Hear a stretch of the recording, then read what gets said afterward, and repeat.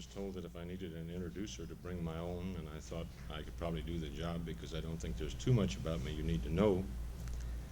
I am Dr. William Runyon of the Food and Nutrition Department here at Iowa State. I do have that doctorate in nutrition, and I have an earlier master's and bachelor's degree in bacteriology.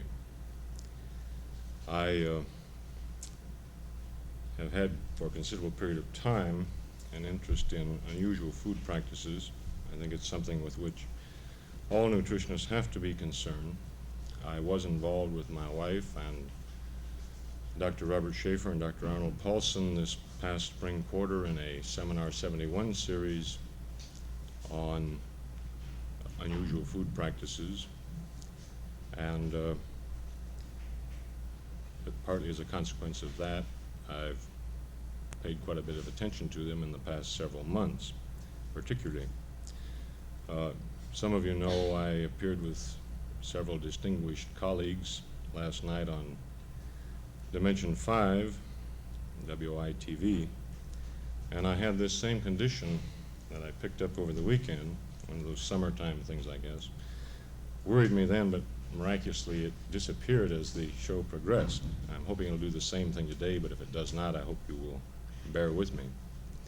That Dimension 5 show ended last night about 12:30, and went home with my wife, and I had the usual obituary and so forth, and it was about 2 o'clock when I got to bed. So when I arose this morning, I indeed felt sans pecou, and I went to the mirror to see if there was any evidence, and was not too apparent. I must point out that on somewhere between what's in here and what got on paper, that the K and P in the title of this address have been switched. It is not Sankapu, but it is Sanpaku.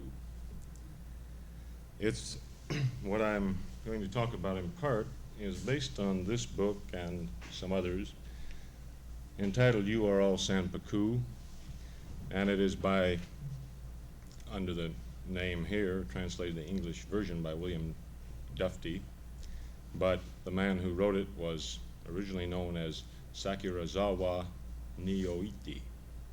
He is better known, I believe, in this country under his anglicized name of George Osawa.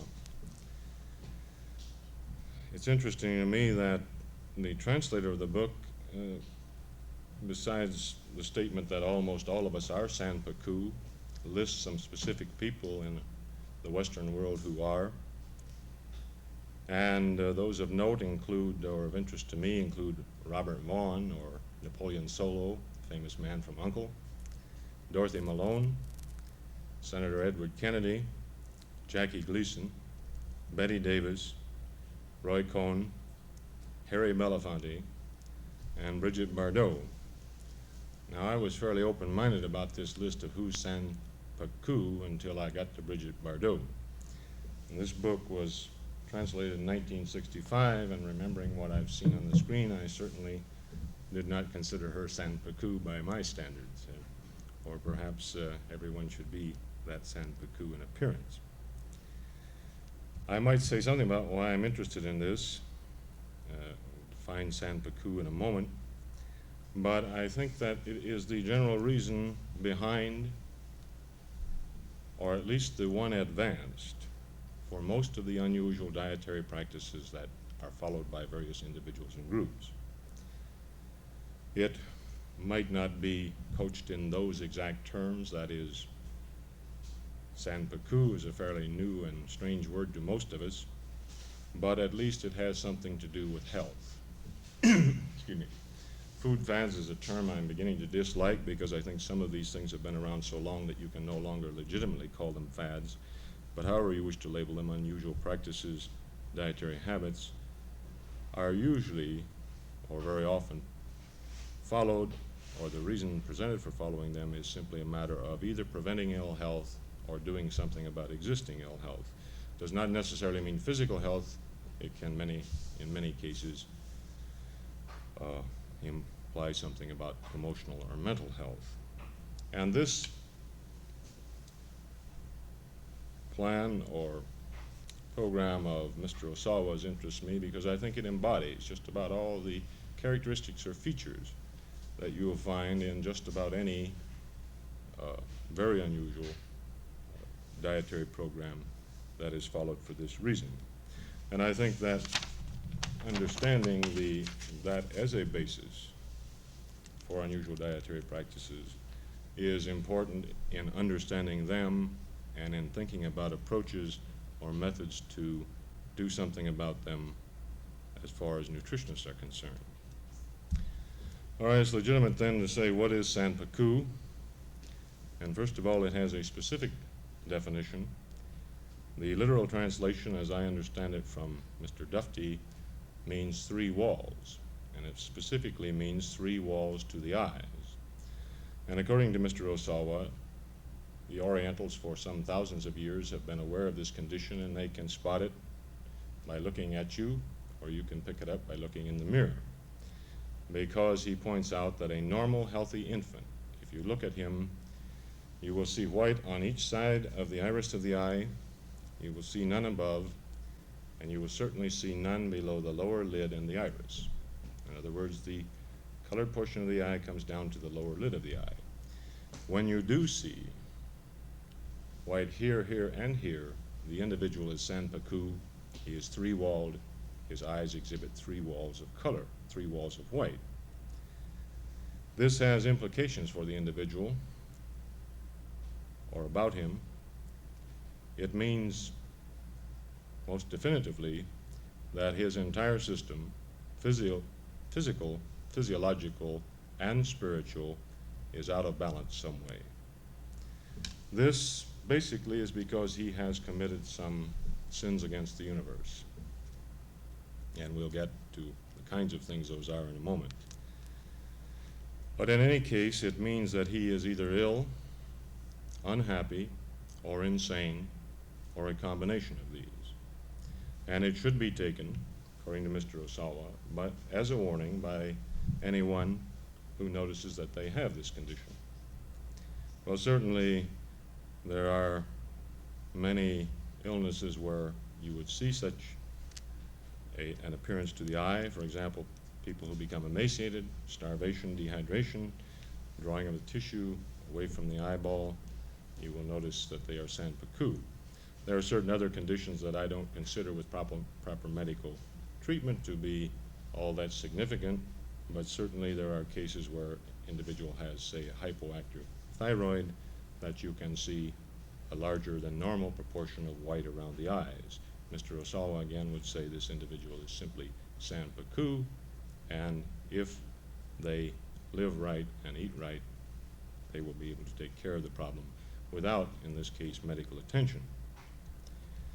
In any case, the consequences of Sanpaku are rather dire.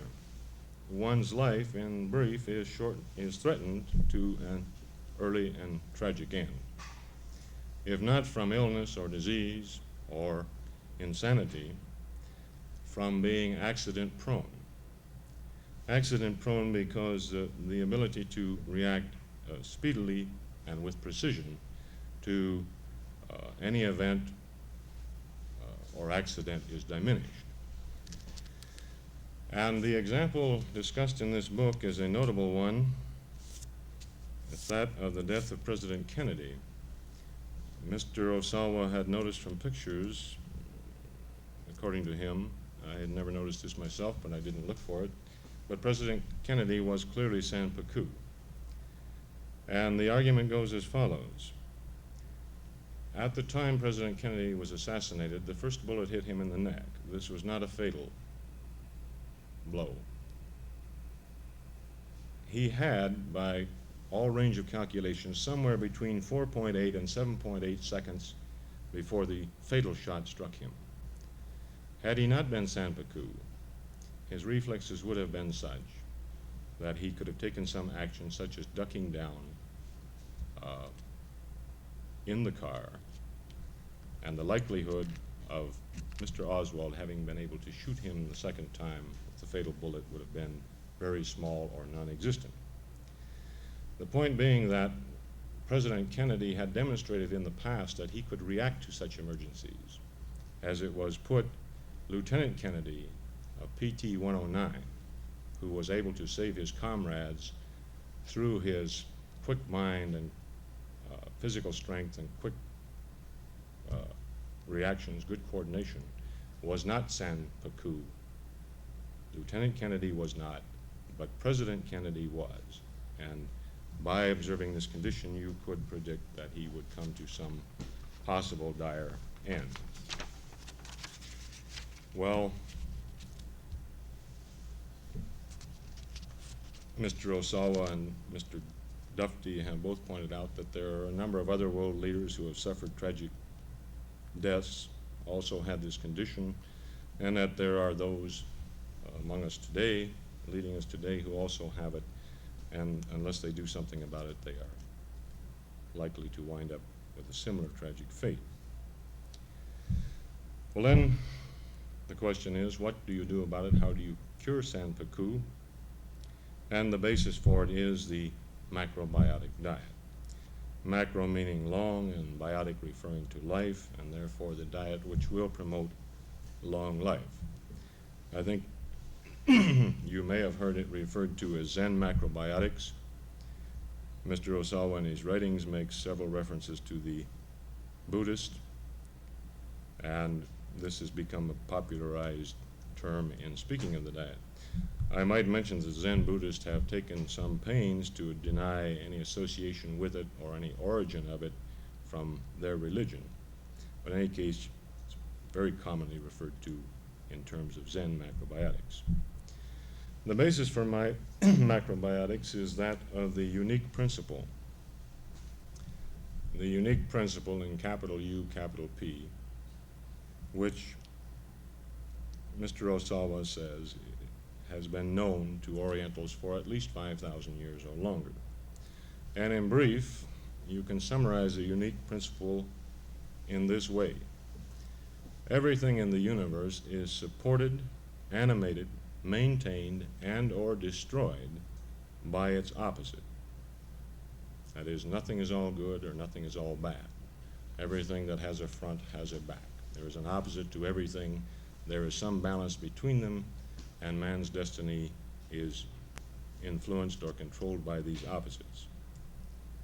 In the philosophy of the macrobiotic diet, the opposites are yin and yang, or if you prefer yan, commonly called yang in English, and they are definitely opposites. Yin, for example, is defined as feminine, vertical, cold, light, meaning not heavy, expansive, and silent. Now, if I were a male chauvinist, I might argue with that last part. But in any case, yang is opposed to that. It is masculine, horizontal, warm, heavy, constrictive, and noisy. The unique principle says that nothing, no human being, for example, is totally yin or totally yang, nor should it be. There is some proper balance between yin and yang, and the problems of an individual develop when one or the other predominates. Too much yin, too much yang, you're going to have trouble. Getting yourself in that situation is the sin against the universe. You have some control over this, and you're not paying attention to the unique principle when your yin-yang ratio is not proper. There are a number of things about foods that will indicate their yinness or their yangness. For example, color, shape, water content, and so forth. However, the most reliable and basic one, according to Mr. Osawa, is simply the relation of potassium to sodium in the food. The proper balance of yin to yang would be 5:1. Anything that deviates considerably from that does not have the proper balance of potassium to sodium, and does not have the proper balance of yin to yang.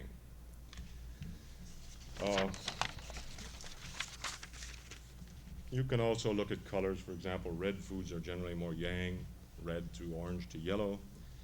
Blue, violet, so forth are more yin.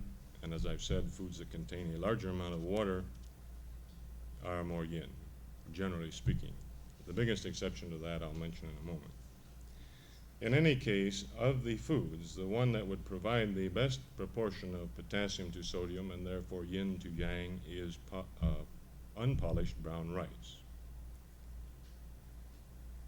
On the other hand, about the most yang food or masculine food you can find is meat, and particularly meat of animals such as cattle and hogs, poultry being the least yang of the meats, and fish somewhat less yang than beef or pork. In spite of the water content, the most yin of all foods, or most feminine, is sugar, refined sugar. I'm not able to understand this completely because when you get down to nutrient classes, Mr. Osawa says proteins are more yin, and yet we would ordinarily think of meat as a protein food. However, the thing that makes the meat yang is the fat in it, more than the protein. It way overbalances the yin protein.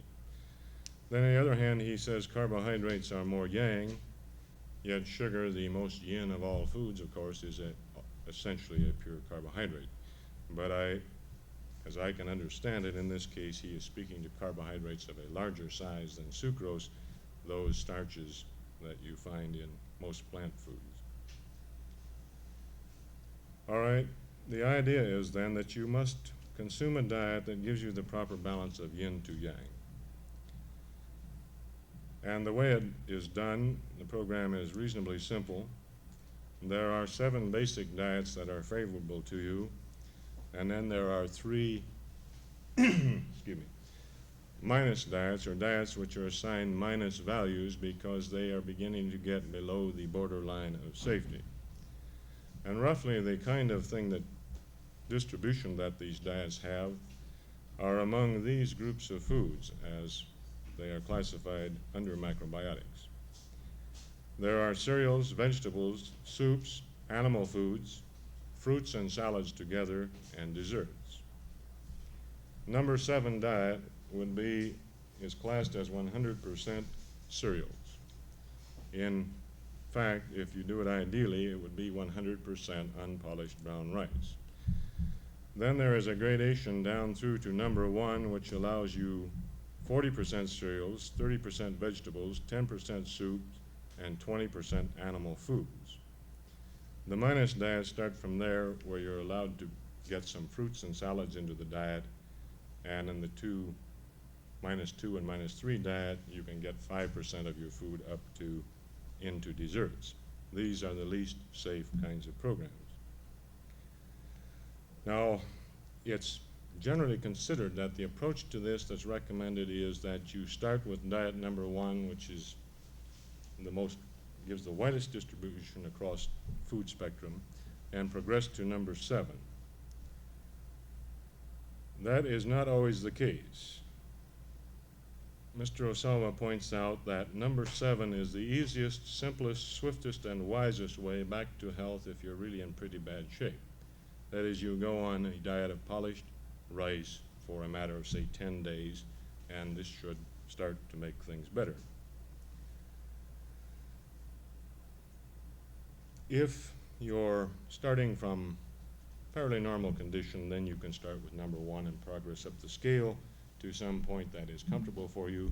But hopefully, if you're going to do right, you will arrive at number 7, or at least you will spend periods of time on diet number 7 eating essentially brown rice and nothing else. If you're going to follow the program, there are some other things you must keep in mind, and I have sort of summarized them. There are a large number of points, but these are the basic ones. First of all, you use no white sugar. Remember, that's extremely yin, or sugar substitute. You limit fluid intake so that urination occurs only twice a day with women and 3 times a day with men. I think any physician or student of physiology and anatomy would tell you that those might be backwards, but this is what's recommended. So the fluid intake will be minimal. You will use the least amount of animal products that you can tolerate. This thing not only includes meat, but it includes such things as milk, butter, eggs, and so forth. You will avoid all industrially prepared foods. That is, the foods you're going to use should be of natural origin and untreated by processing, particularly where additives of various types are going to be put into them, or their form is going to be drastically changed. You must avoid the most yin vegetables. Those three most yin would be potatoes, tomatoes, and eggplant. Should not eat them at all. You should also not eat any vegetables out of season, because if you can get them out of season, that means that they were grown somewhere else and shipped. The shipping is not good for them, and very often they have preservatives of some kind or another added to retain their freshness while they're being shipped, and the preservatives are not good. One should avoid all seasonings, spices, dyes, and food colorings and things of that type. This would be one thing that would be against salads. You should also avoid fruits and fruit juices. And finally, you should not take any food between 10 p.m. and 6 a.m. Now, let me point out that in practice, I recall reading an article in Time magazine some time ago about this, and one of the questions was, how do people survive on it? And the answer given, I think a little unfairly, was that they cheat a lot. Now, in effect, the diet as practiced by groups in this country is not that severe. Some of the leaders maintain that Mr. Osawa has been misinterpreted and mistranslated. The usual recommendation, I think, in ordinary practice is 50% cereals, 25% vegetables, and 25% animal products can be allowed, and this obviously is a much more tolerable diet by my standards than excuse me, one of entirely brown rice or cereals. Now, besides health, this has implications for men and women in their sexual life. Mr. Osawa points out that when a young Chinese lady of ancient times was bothered by a husband who was too amorous, she did not go and seek the devices we might today, legal counsel or so forth, or she didn't get a headache. She simply went to an elder lady in the family, and unbeknownst to the man, his diet would be subtly adjusted to be more yin, and this would calm him down some. And according to him, this makes for this proper balance, and I have to agree with that. Whatever the proper balance is, makes for more happiness in families than if the man goes around eating meat all the time and is so yang or masculine that he's almost uncontrollable. Now, this program, I think, has some things in it that at least are not unadmirable. It's one of the things that is recommended for the success of this macrobiotic diet in curing your ills or preventing them, is that you must do something like prayer or contemplation, meditation. That it's not all just a matter of eating the stuff and magically being cured.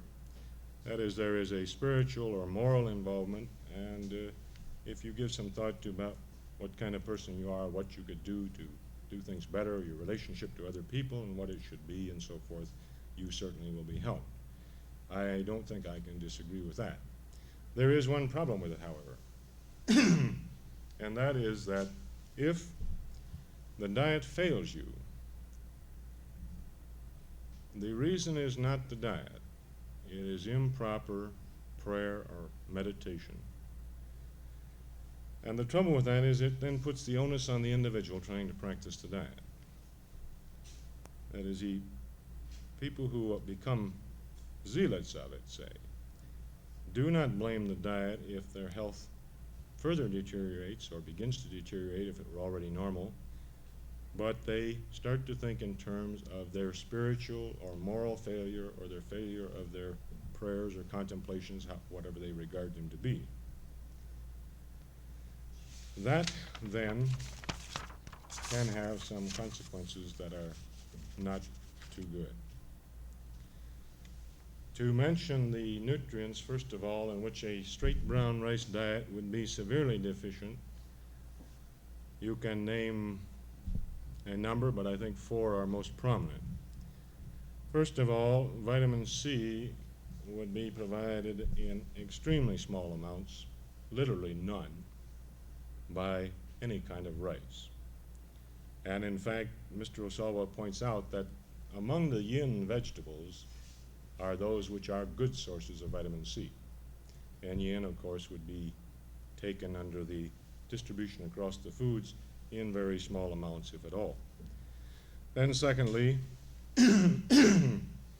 since you're eating nothing that contains appreciable amounts of vitamin A, certainly grains do not, that kind of diet is going to be deficient in vitamin A. It will also be deficient in high-quality protein. It will be somewhat deficient in total protein, but cereals as a group are particularly deficient in 2 amino acids, methionine and lysine. And a proper distribution of the essential amino acids, you may be aware, is essential for good protein quality. So the protein quality is not good. Then if you're eating nothing but brown rice, no animal food of any kind, and assuming you don't get a lot of bacteria into your digestive system with your food, you are going to be deficient in vitamin B12. So that if you were eating that and it wasn't working for you, or your conditions seem to be getting worse, you should stop it. But if you felt that the failure was not the diet, but it was your spiritual or moral attitude, you might be encouraged to stay on it. There are, in fact, a number of cases where this has happened. For example, I will only cite 2 of them, but these are actual cases that were investigated by a grand jury in New Jersey. They sprang from this incident. A girl in New Jersey, young woman, went on a macrobiotic diet in February of 1965, the extreme diet number 7. She died in November 1965. The last 2 months of her life, she was bedridden. At her death, she weighed 70 pounds. She was, till the last conscious moment, convinced that the diet would ultimately cure her, and she resisted all urgings to see a physician. The autopsy report was that death was from emaciation. She simply died of starvation. Another one that I recall was a young man, 24 years old, who in September 1964 was introduced to macrobiotics by a young lady friend. For some period of time, she did not see him then until the following December, only a period of 3 months. From his usual weight of 130 pounds, he had dropped to about 90. The 21st of that December, he also died. The cause of his death was terminal bronchial pneumonia, which aggravated or complicated severe malnutrition and starvation. Now, I mention these because the refusal to see a physician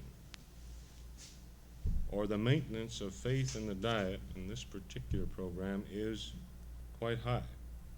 It's not uncommon. As Mr. Osawa has put it in effect, if you know about this, everyone can become his own physician, cure his own ills, and prevent them by proper application of unique principle, getting the proper balance of yin to yang, and everything will be fine, stay that way, or if it is not, it will become good. Now, this idea that one can avoid or treat a Sanpaku condition or health problems is not uncommon to various other food fashions or fads. And I think most of you have probably heard the general basic ideas that are considered to be behind or be the support of most food fashions. First of all, you commonly hear from people promoting them that soil depletion of our soil, and or overprocessing of our foods are greatly diminishing their nutritive value. Partly because of this, and partly because it's the nature of the world. Secondly, subclinical nutritional deficiencies are very common. Being subclinical, they're not recognized, but most of us have them. And third, and most important from the philosophy that is followed, is that all, or at least almost all, diseases are due to some fault of the diet. If not a deficiency, then an excess of some nutrient or some particular substance in the diet. I might parenthetically mention that not unrelated to this is another big fashion area based on this hope that there is an easy way to reduce body weight. Of course, that's another topic, but it does give a lot of support to some of the very popular diet fashions that are being followed by people today. All right, one can protect or restore health by following some kind of dietary practice under the philosophy that disease is mainly due to diet. And then xenomacrobiotics, as well as many others, have this kind of thinking in common. Now, I think the distribution or the age distribution of the practices of this kind in our country currently are of interest. It appears that no particular age or group is immune, but the widest followings of food fashions, if you look at various sources of information, including owners of health food stores or organic food stores, are either among the young, that is, people in their late teens to early 20s, or among the aged. And middle-aged people, in general, make up a fairly small proportion of the clientele. Now, in the aged, you can imagine that health might be, or concern about health, the primary motivation. In the young, and particularly a lot of these people I've known who, I don't think I've known any that follow diet number 7 exclusively, but who have hold some of the philosophies behind something like macrobiotics, are attractive, healthy-looking people, and you would not then expect that health reasons would be their primary concern. Well, in many cases, nevertheless, they still are, but both in the young and in the aged, there are other reasons that support practices of unusual diets. First of all, I might raise the question, are we really sans pecou? And I don't want to belabor that point because I think you all hear a great deal about it now. But the statistics say no. That is, in general, we are not. Now, there are problem areas. We are well familiar with them and recognized a lot of them regrettably late, I think, particularly the one of inadequate nutrient intake because of disadvantaged groups economically. Then there are also people who do have inadequate nutrient intake because they have bad or sloppy eating habits. And of course, there are those who have various illnesses which affect their nutrition, let's say, as an example, an illness of the digestive system. But all the evidence that you can examine is that our nutrient intake as a population is quite excellent, and in fact it is better than it has been at any time in our history. There are a number of reasons for that, and they briefly are things such as affluence. Most of us are relatively affluent. Various studies support the idea that there is an accident of good nutrition with affluence. And simply, if you can go in a store and buy pretty much what you want to without too much concern about the budget, you're likely to buy a wider variety of foods. And then uh, there are some other reasons, such as increased programs to provide food to those who need it.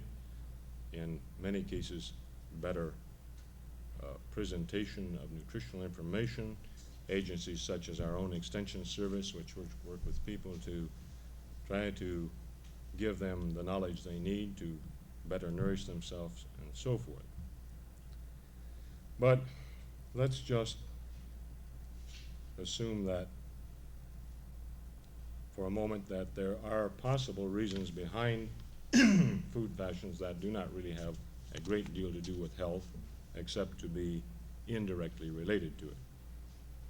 Granted that health or health concerns are one major motivating factor. But what might some of the other reasons be? And I have a list that I've made that have no particular rhyme or reason to their order, and there are certainly other things that you could mention, but I think these are some of the major ones. First of all, there is a matter of spiritual or moral, or even, if you will, religious concern. Prominent example of this kind of thing was the children of Israel in the desert. You do not eat certain foods at the same meal, whether you think that had a practical basis or not. It was certainly presented as a religious idea. One might look at the Krishna group in this country today. They will offer membership to anyone who will give up certain things, and one of them is meat.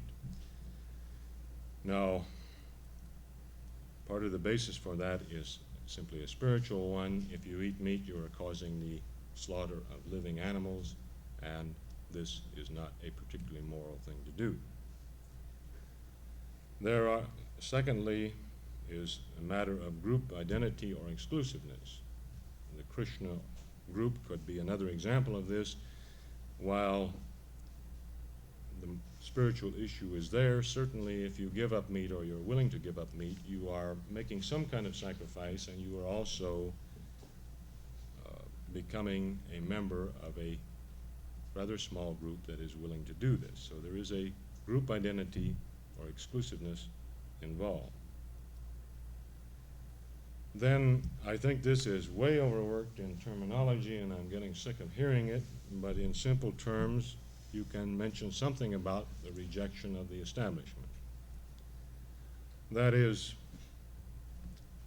the establishment has certain values and practices, and if you're enough against them, perhaps one of them that is invalid also is the usual dietary recommendations that are presented by nutritionists who are, after all, a part of the establishment.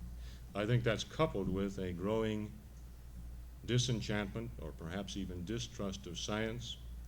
That is, science has not done everything that I naively thought it was going to 20 years ago, and I realize now that it will not have done 20 years hence.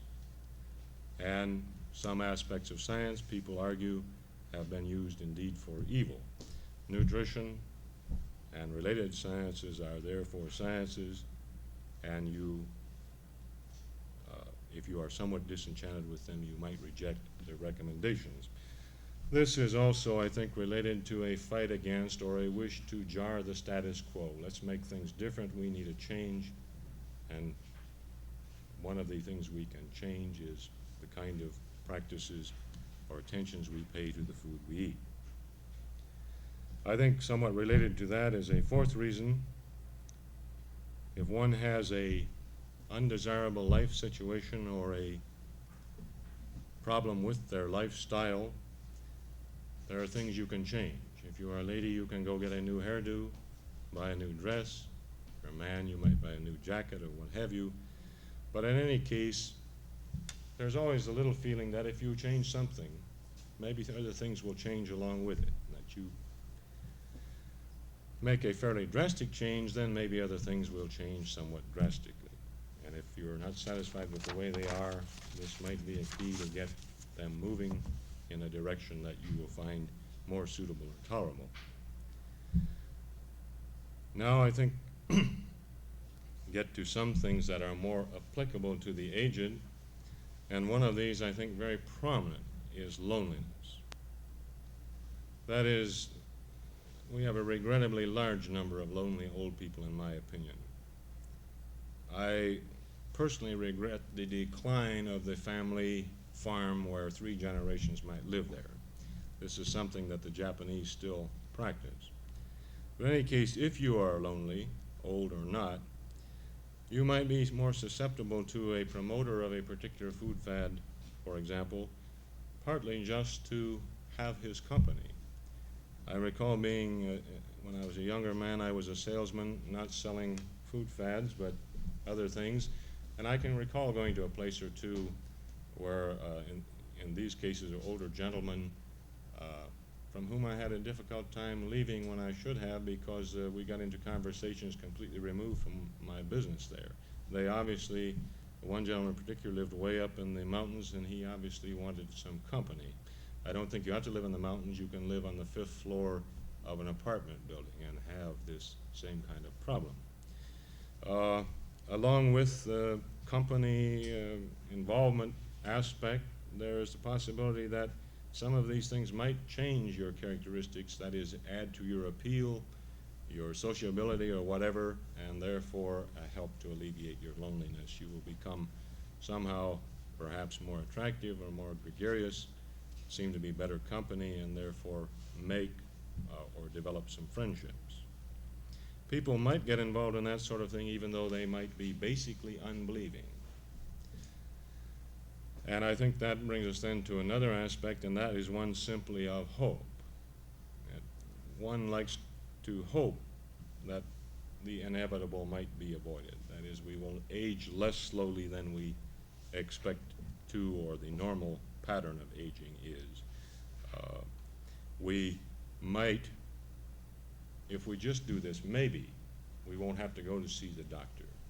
Because if we do go to see him, there are 2 things that can happen.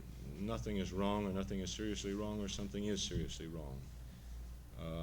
At my age or younger age, I have not looked forward to going to see the doctor a couple times because I was afraid of what he might tell me. But I went anyway. But I can imagine a situation where one might be afraid enough that they would like to postpone it, and they will grasp at some kind of hope. Then finally there is the loss of critical judgment, either because of psychological disturbances or sometimes because of advancing age. For example, these despicable people who work the old pigeon drop game, found some money in an envelope, you hold it, we'll go get some money out of your bank account and so forth. They frequently try to victimize the aged, with the assumption that the aged are not going to be as critical in assessing them as perhaps a younger, more cynical person still involved in the business world might be. It's not always the case, but certainly I can recall a couple of times advising my grandmother on purchases she was going to make because I thought she was not using the right judgment, or she did not have all the information she needed to make a decision, and I felt that she perhaps might get gypped. In spite of the fact that I did not consider her by any means senile, I considered my judgment on it, that particular matter, a little bit sharper. Well, there are other things that could be talked about, but these I have mentioned can be involved in motivation following a particular food fashion, along with that matter of forestalling or curing ill health. But I think it is never as simple, cannot be looked at as simple as that everyone does these kinds of things simply for reasons of health. The problems I think you're all aware of that arise from this kind of thing when one does become enamored with a food fashion, and particularly in regards to treating their own personal health. First of all, the worst thing about it is that it leads people to put off proper medical attention. It secondly can give them false hope, and while the first one might be fatal or painful, The second one, false hope, in my opinion, is cruel. Then third, and depending upon the situation, it costs money or it can cost money.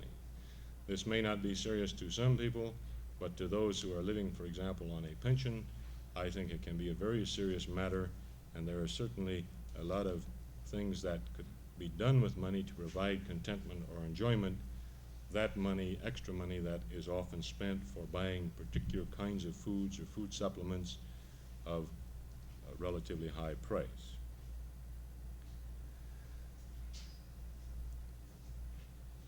The straightforward reason of sans pecus, or ill health, however, I want to stress, is most commonly advanced as the basis for food fads and fashions. It has a legitimacy to it. There is merit to being concerned about your health. There is not always merit to some of the other reasons we've talked about. I think if I were very annoyed at the establishment and went into a certain food practice, I probably would not go around telling my friends I'm doing this to bug the establishment. I would probably tell them I'm doing this because it's going to make me better or help preserve my health.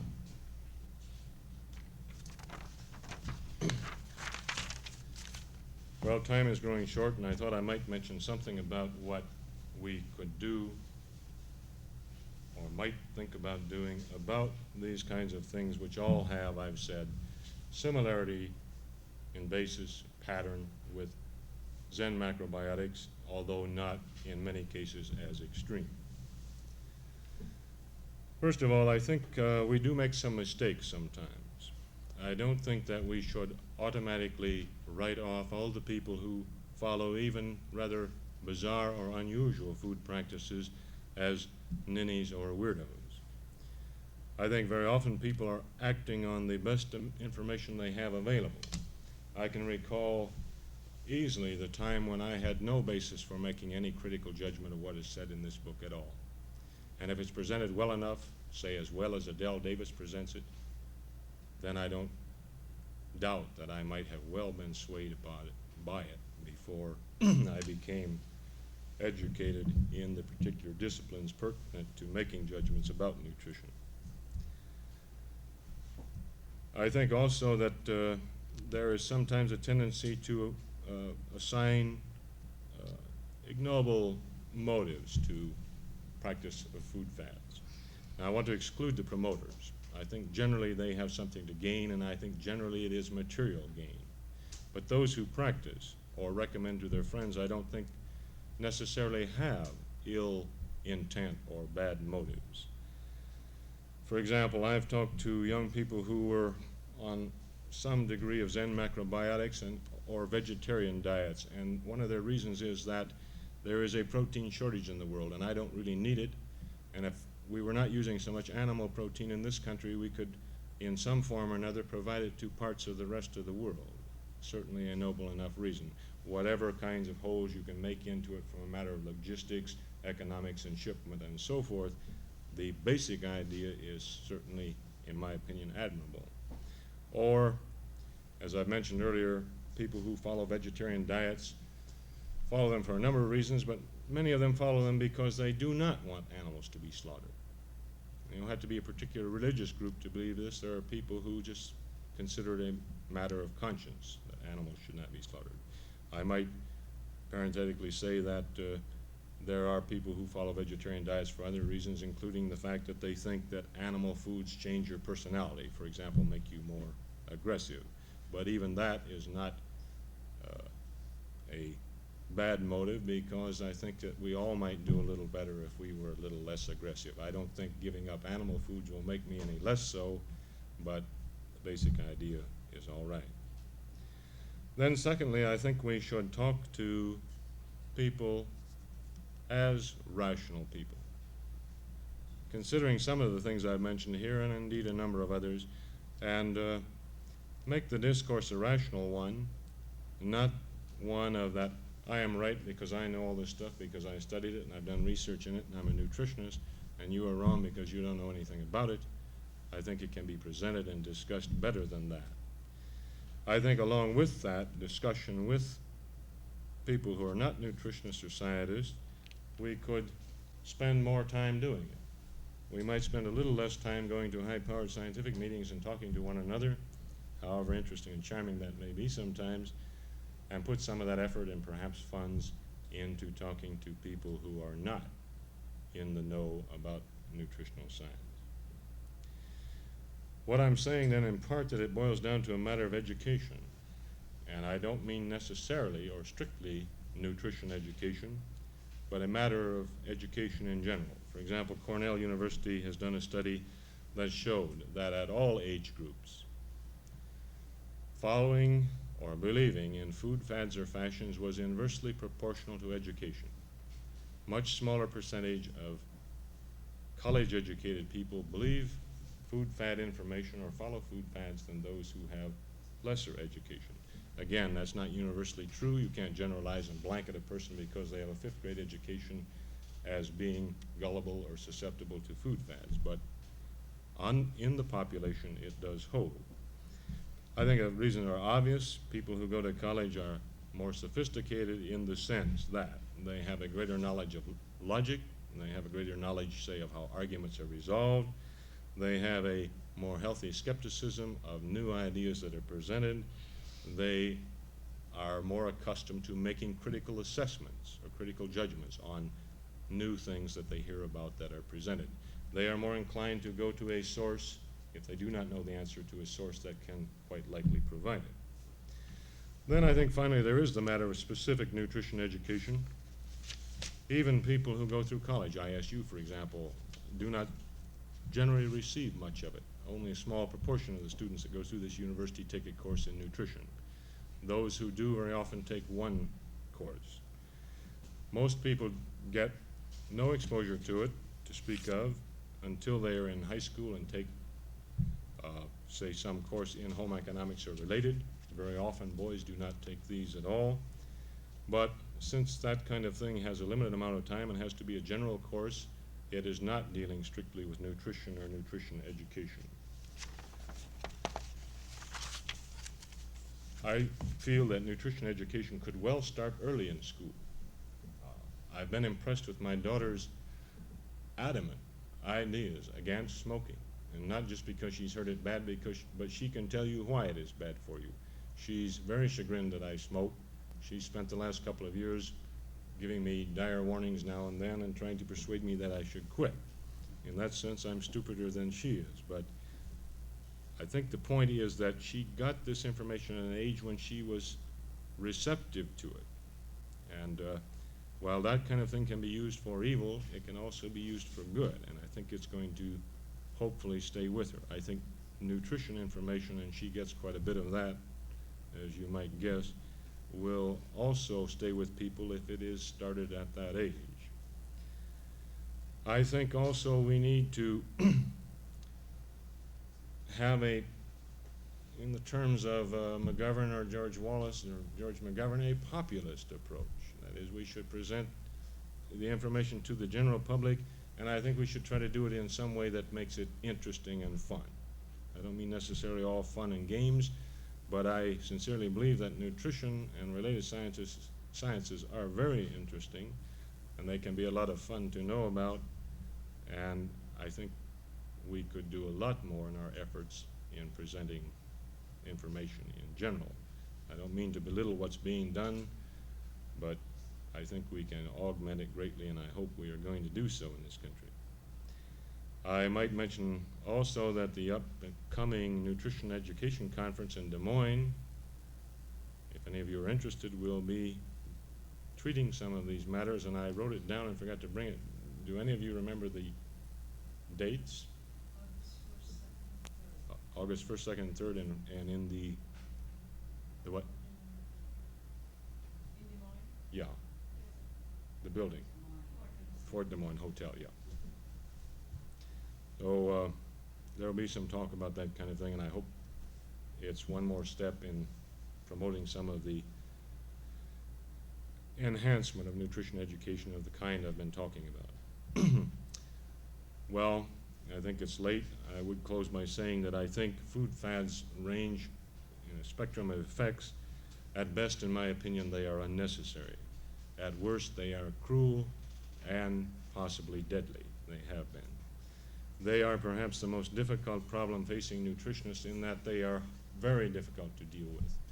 I don't know if you heard what I said, any of you, last night on the television show, but my final remark was that if we are going to follow professional ethics, we present this material exactly as we know it, and we don't know all the answers. This places us at a disadvantage in talking to food faddists because they do know all the answers. They are positive, they state so positively. Their evidence is not nearly as good as ours, but they make a lot more of it. And therefore it's difficult, without giving an individual some background in the scientific method, it's difficult to deal with this topic in a convincing manner. On the other hand, I don't think any of us can quit. We all have to be concerned with it. We all have to work at it. And as I've said, I think we all have to work harder and harder at it as we go along. Thank you.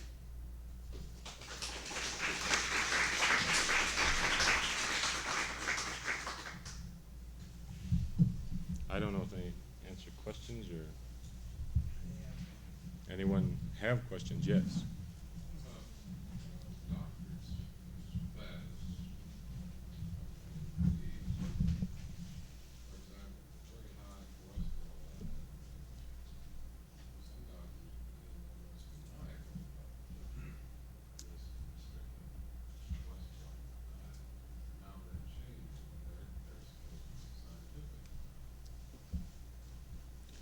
Now the point you bring up is a hard one to deal with, although I'm not adverse to giving my comments on it.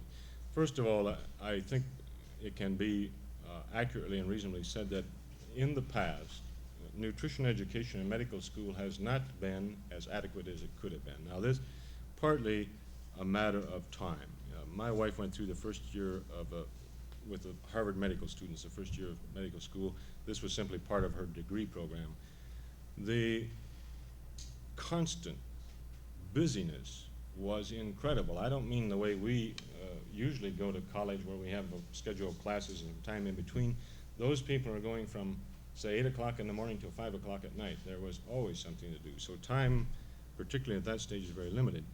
But then I think also it's just sort of been an oversight that it has been sort of considered as a very paramedical field. I think the recognition of that is growing, and that medical schools are taking into account the fact that more needs to be done.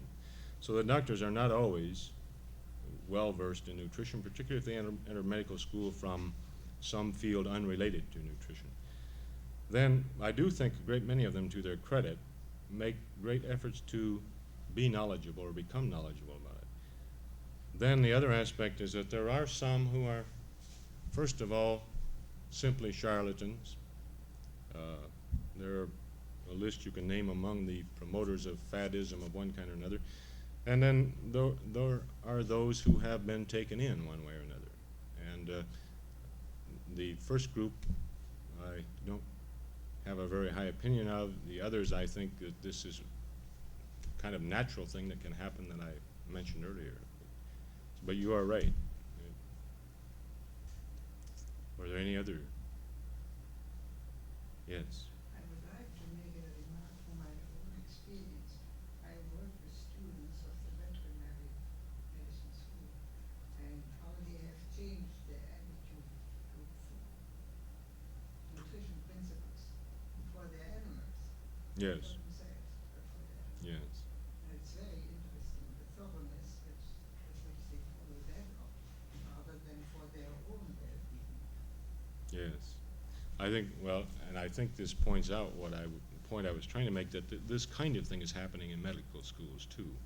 The fruition of it is going to take some period of time, but I think medical men will be more and more conscious and trained in nutrition.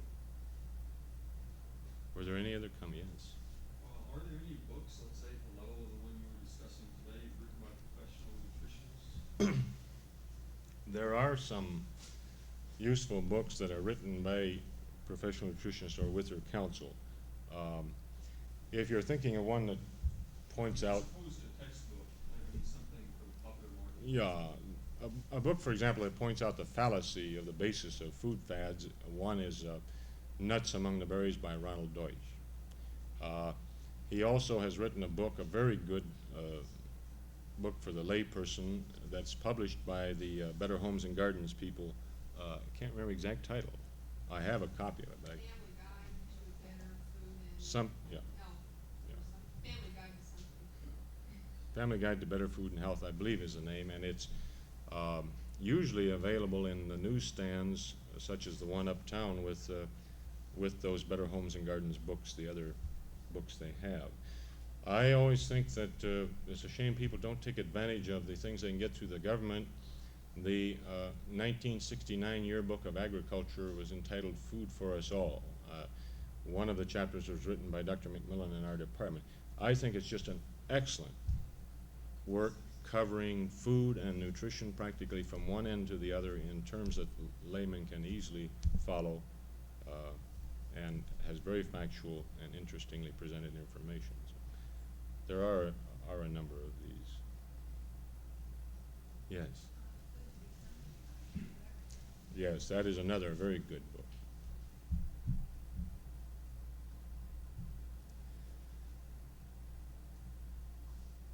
Are there any other questions? I'm supposed to go fishing at 6 o'clock, so I'm ready to go if everyone else is. Thank you very much.